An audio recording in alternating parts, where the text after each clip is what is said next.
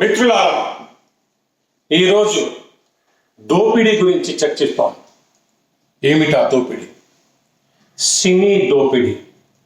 ప్రేక్షకుల వద్ద, అభిమానుల వద్ద ఏ రకంగా వారు దోపిడీ చేస్తున్నారు, ప్రభుత్వం ఏ రకంగా వారికి సహకరిస్తున్నది. ఈ అన్యాయాలు చెబుతూ అన్యాయాలు చేసే వాళ్ళు ఆ రోజులో బాబాలని విన్నాం. కానీ అన్యాయాన్ని చూపుతూ అన్యాయం చేయకూడదు అంటూ వారు చేస్తున్న అన్యాయం, దోపిడీ ఏంటి చూద్దాం. ప్రతి హై బడ్జెట్ మూవీ వచ్చినప్పుడు నిర్మాతలు, డిస్ట్రిబ్యూటర్స్, సోకాల్డ్ కోటీశ్వరుడు, ముఖ్యమంత్రి కానీ సినిమాటోగ్రఫీ మంత్రి, సినిమా మంత్రితో కానీ కలిసి రేట్లు పెంచండి, స్పెషల్ షోలకు అనుమతి ఇవ్వండి, స్పెషల్ షోలకు మేము ఎంత రేట్ పెట్టినా అబ్జెక్ట్ చేయకండి. రేట్లు పెంచితే డబ్బు ఖర్చు పెట్టేది ఎవరు? ఓ సామాన్య ప్రేక్షకుడు. ముఖ్యంగా ఆ 3 రోజులు చూసేది అభిమానులు. Emotional blackmail. ముఖ్యంగా అభిమానులు అంటే పెద్దవాళ్ళు ఒకవేళ అభిమానం ఉన్నా మొదటి రోజు చూడాలని కోరిక ఉండదు. కుర్రాళ్ళు, చిన్న కుర్రాళ్ళు, అమ్మ పెన్షనో తండ్రికి జీతమో మరి ఏదో కూలినో ఆ డబ్బులు దాచిపెట్టుకుంటే నేను ఈరోజు మొదటి ఆట చూడాల్సిందే, స్పెషల్ షో చూడాల్సిందే, తల్లితో తండ్రితో గొడవపడి లేదా దొంగతనం చేసి ఇంట్లో ఆ డబ్బులు తీసుకొచ్చి థియేటర్లు పెడుతున్నాడు అభిమాని. దానికి ప్రోత్సహిస్తున్నారు ప్రభుత్వం, నిర్మాతలు, దర్శకులు లేక డిస్ట్రిబ్యూటర్స్. నిన్ననో మొన్ననో చూశాను, ఆ సినీ ఫీల్డ్కి సంబంధించిన ప్రముఖులు మన ఉప ముఖ్యమంత్రి పవన్ కళ్యాణ్ గారితో కలవబోతున్నారు. ఎందుకు తెలుసా? ఏ రకంగా రేట్లు పెంచాలి, ఏ రకంగా వారు లబ్ధి చెందాలి.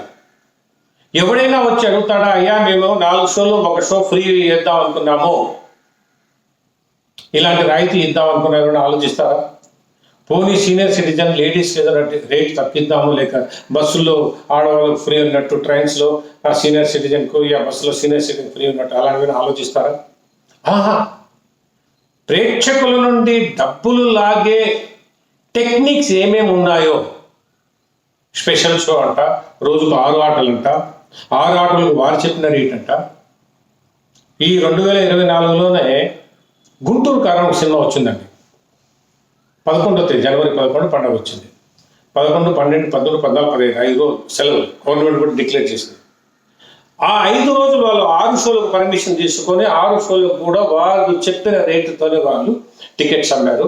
అదే కాకుండా 10వ తేదీ రాత్రి స్పెషల్ షో అని చెప్పి అమ్మి ఆ సినిమాకు ఫైనల్లీ 200 కోట్లు వసూలైనాయి, ఒక కొత్త రికార్డ్ అని ప్రచారం చేసుకున్నారు. ఆ డబ్బులు వాళ్ళు తీసుకున్నారు.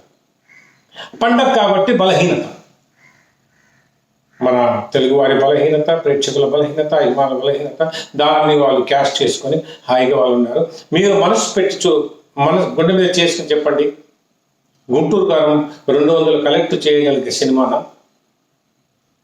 లేదు. జస్ట్ దానికి ఒక చక్కని పక్కడబంది ప్లాన్ వేసుకొని ప్రేక్షకుల నుండి డబ్బు తీసుకునే ప్లాన్. అయ్యా ఇప్పటికైనా మించిపోయింది లేదు. గతం వేరు. ఓటీటీ బాహుబలి 1, బాహుబలి 2 అప్పుడు ఉన్నప్పుడు పెద్దగా ఓటీటీ లేదు. ఇప్పుడు ఓటీటీ ఇంటింటికి వాళ్ళు ఫోన్కి వచ్చేసింది. ఓటీటీలో సినిమా ఎప్పుడైనా, ఎంతైనా, ఎలాగైనా చూడొచ్చు, ఏ భాషలో అయినా సబ్‌టైటిల్స్తో. ఆ ఓటీటీకి మీరే 3 వారాలు అమ్మేస్తున్నారు, 2 వారాలు అమ్మేస్తున్నారు. కాబట్టి ప్రేక్షకుల మధ్యలో ఒక దర్శనం వచ్చేసింది, ఇది కాకపోతే 2 వారాలు అయితే ఇంట్లోకి వస్తుంది బాక్స్ అని చెప్పి ఆ స్థితి తీసుకొచ్చి ఆ 10 రోజులు 5 రోజులు దోపిడీ ప్రయత్నాలు చేయకండి. దాని వేరే దారులు ఉన్నాయి. రేటు తగ్గించి థియేటర్లు పెంచండి, తప్పకుండా రేట్ తగ్గించండి. పర్మనెంట్గా రేటు తగ్గించి తప్పకుండా ఇంట్లో బోర్ కొడతా ఉంది, పోతే కొని 50 రూపాయలు 60 రూపాయలపై కూర్చుందాం అని వస్తారు. ఆ రోజుల్లో జనం 60 పైసలు, నాకు గుర్తుంది, 40 పైసలు 60 పైసలు సంతోషంగా వెళ్ళి కూర్చుండేవాళ్ళు.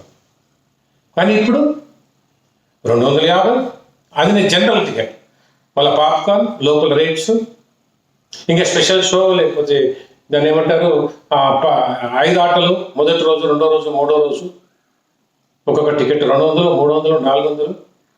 ఆ మూడో రోజు అయిపోతానే, 4వ రోజు అయిపోతానే థియేటర్లో ఆఫర్ ఉంటుంది. అలా కాకుండా థియేటర్కు ఆడియన్స్ తెప్పించే ప్లాన్ ఏదైనా చేసి వారికి మంచి జరిగేలా చేస్తారని ఆశిస్తున్నాను. ఎందుకంటే అభిమానుల తరపున ఎవరు అడగరు కదా. ఇప్పుడు ఇది కూడా విన్న తర్వాత అభిమానులు సంతోషించారు. ఎవడరా ఇబ్రాహిం ఖాన్ అంట అభిమానుల తరపున మాట్లాడుతున్నాడు, మా ఇష్టం, మా హీరో 200 రావాలి, మేము చూస్తాం, మేము డబ్బులు ఇస్తాం అనుకుంటారు.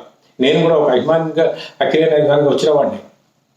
కానీ వారు చేస్తున్న ఈ యొక్క చిన్న జిమ్మిక్స్ నిర్మాతలు, డిస్ట్రిబ్యూటర్స్ చిన్నపిల్లలు అర్థం చేసుకోలేకపోతున్నారు.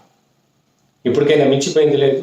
దయచేసి మీ హద్దులో, మీ బడ్జెట్లో మీ సినిమా తీయండి. ఆ బడ్జెట్కి అనుగుణంగా థియేటర్ రేట్స్ పెట్టండి. దానికి అనుగుణంగా మీరు లాభం పొందండి.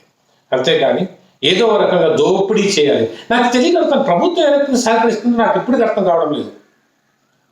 ప్రభుత్వం సింగిల్ థియేటర్కి ఎంత పెంచుకోవడానికి అనుమతి ఇచ్చింది, ఈ ఐమాక్స్ లేకపోతే ఇది గ్రూప్ థియేటర్స్కి ఎంత పెంచుకోమని అనుమతి ఇచ్చింది. ఎందుకు ఇస్తుంది?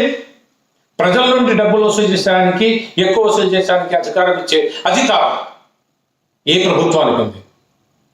ఇది అడిగే వారెవరు? ఒక్కసారి మీరందరూ ఆలోచిస్తారని నేను ఆశిస్తున్నాను. మీ ఇబ్రాహిం ఖాన్.